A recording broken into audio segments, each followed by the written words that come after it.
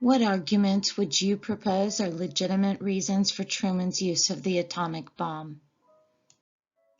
The U.S. was brought into the war by the Japanese attack on Pearl Harbor. The attack was brilliantly organized by Admiral Yamamoto. There was no declaration of war. At 7:49 a.m. on December 7th, the first wave of Japanese planes launched from nearby aircraft carriers struck Pearl Harbor. Roosevelt, calling the attack by Japan unprovoked and dastardly, asked Congress to declare war on Japan, which it duly did. Britain declared war on Japan the same day. They were followed by Latin American states of Costa Rica, the Dominican Republic, Haiti, Honduras, Nicaragua, El Salvador, Cuba, Guatemala, and Panama. On December 11th, Germany declared war on America, thus justifying those Americans like Roosevelt who believed that America should help Europe in the fight against Hitler. The conflict was now a world war. Meanwhile, Japan caused devastation and shock throughout the Pacific. Within hours of the Pearl Harbor attack, Japanese forces attacked Wake Island, Guam, the Philippines, the Malay, and Hong Kong. British naval defense depended on a new battleship, the Prince of Wales, and the old battle cruiser, the Repulse. Both were sunk by Japanese bombers on December 10th, leaving Singapore undefended. In mid-December, the Japanese also invaded Burma. On the 25th and 26th of December, Hong Kong and 12,000 prisoners fell into Japanese hands.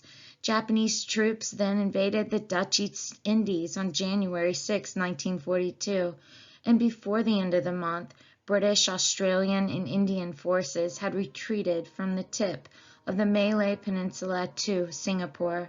This too was attacked and forced to surrender, along with 80,000 soldiers, one of the worst defeats in British history. By mid-1942, the Japanese had successfully captured the Dutch East Indies, the Philippines, and Burma. They now held a vast empire, which they labeled the Greater East Asia Co-Prosperity Sphere. After these successes, however, the Japanese suffered two serious setbacks when they failed to capture Port Moresby on the south coast of New Guinea, which would have brought the north coast of Australia within the reach of their bombers, or to take Midway Island in June of 1942. The Japanese had hoped that an offensive against Midway Island would draw out the U.S. Navy's vital aircraft carriers, which could then be destroyed and tip the naval balance in the Pacific in Japan's favor. However, partly due to the fact that the Americans had broken the Japanese codes and knew exactly when and where the attack was to be launched, the Americans were able to beat off the powerful Japanese naval force and to destroy 3 of the Japanese aircraft carriers. A 4th was sunk later in the day. The American success at Midway proved to be a crucial turning point for the war in the Pacific. John Keegan wrote, "Not only did the balance in the Pacific between fleet carriers now stand equal, the advantage the Japanese had lost could never be made good. 6 fleet carriers would join the Japanese Navy in 1942-44. American would launch 14, as well as 9 light carrier and 66 escort carriers, creating a fleet against which Japan could not stand. It was now to be condemned to the defensive." Although a catastrophic defeat for Japan, the Battle of Midway did not mean that Japan had lost any territory, and America had an extremely tough time in pushing back the Japanese occupation. Beginning in January 1942 with landings in the Solomon Islands, General Douglas MacArthur slowly began to recover the Pacific Islands in a process nicknamed island hopping or atoll hopping. Superiority at sea and in the air enabled the Americans to conquer these stepping stones towards Japan. In a two-pronged assault, Admiral Nimitz advanced through Central Pacific while MacArthur continued along a southwestern route from New Guinea. In 1943, Nimitz forces took Gilbert Islands and then Marshall Islands in February 1944 and began landing in the Marianas in June 1944 after the Battle of the Philippine Sea. The U.S. victories opened up the route to occupied Philippines and also cut off Japan's oil supplies from the East Indies. In October 1944, the largest naval battle of all time, involving 282 warships and hundreds of aircraft, clashed in the Battle of Leyte Gulf. Facing fanatical resistance from the Japanese, American forces now had to clear the Japanese out of the Philippines and then the islands of Iwo Jima and Okinawa in 1945. Okinawa was the grimmest of all these battles. The U.S. Army divisions lost 4,675 dead and missing. The U.S. Marine Corps 2,938. The U.S. Navy lost a further 4,900 dead and 763 aircraft were destroyed and 38 ships sunk.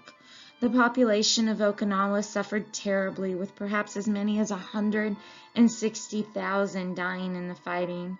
The Japanese lost 16 ships, 7,800 aircraft, 1,000 of these in kamikaze missions. Although the Americans took 7,400 prisoners and 110,000 other Japanese died, refusing to surrender. Meanwhile, the Allies had set up a new Southeast Asian command under Admiral Louis Mountbatten, whose objective was to clear the Japanese out of Burma and open the Burma Road to China. This objective was finally achieved in May 1945. With the Germans defeated in May 1945, it was possible for the Americans to focus all of their might to defeat Japan. The Soviets had also promised to bring their troops to the east to help with the final assault. Japan was clearly on the verge of defeat. Not only were the American ground forces nearly at Japan itself through their strategy of island hopping, but Japan had been consistently bombed since November 1944, with devastating effects on its cities. The new Japanese Prime Minister tried to get the Americans to agree to a peace that would preserve the position of the emperor. However, the Allies would not accept anything other than unconditional surrender. In fighting the Japanese, the Americans faced a formidable enemy. Japanese troops on the whole preferred death to surrender. Japanese warrior tradition prescribed surrender to be dishonorable, and thus many soldiers committed suicide rather than be captured. In fact, Japanese army regulations laid down that their surrender was a crime punishable by death. Another horrific aspect of the fighting for the Americans was the kamikaze suicide tactics used by the Japanese. This is when pilots would literally fly their bomb-carrying aircraft into American ships. The 1,900 suicide missions between the 6th of April and June 22nd sank 25 ships and scored 182 hits. Ironically, kamikaze attacks also damaged the Japanese Air Force by reducing the numbers of available aircraft.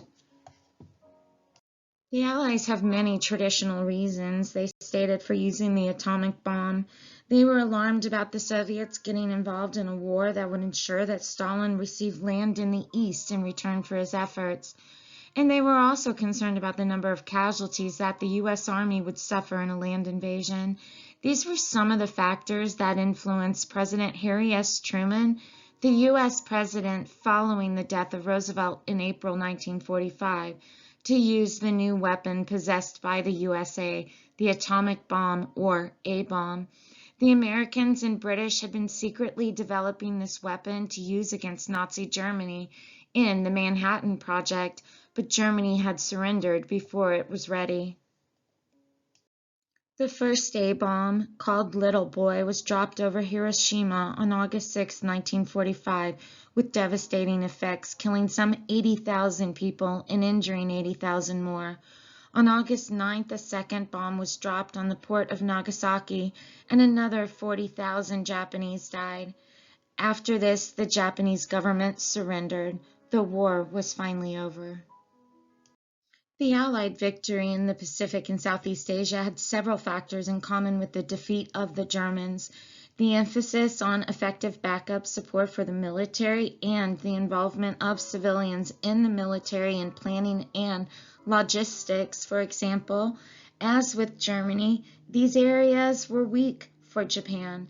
The post-war bombing survey of Japan noted the failure of the Japanese Air Force to provide adequate maintenance, logistics support, communications control, or airfields and bases. Technologically, the Americans gradually overtook the Japanese in producing new fighting weapons. Although at a disadvantage at the beginning of the war, as in Europe, America learned from early mistakes and quickly pulled ahead, building up naval and air superiority, developing new planes, and realizing the importance of aircraft carriers. A critical factor behind the Allied victory lay in isolating Japan from its empire by destroying its merchant marine, navy, and naval air power. Japan had overstretched itself in the huge amount of territory it was trying to occupy, denied use of the empire's manpower, equipment, food supplies, and raw materials by U.S. submarines, surface vessels, and aircraft. The nation could not possibly survive. Japan, being a small island with limited industrial power, the Japanese economy simply could not match the American capacity for rapid expansion. At the end of the war, the destruction of Japan's industries and cities by systematic bombing was also an important factor in Japan's ultimate defeat. By 1945, the national infrastructure was destroyed, and industry was unable to produce the weapons it needed.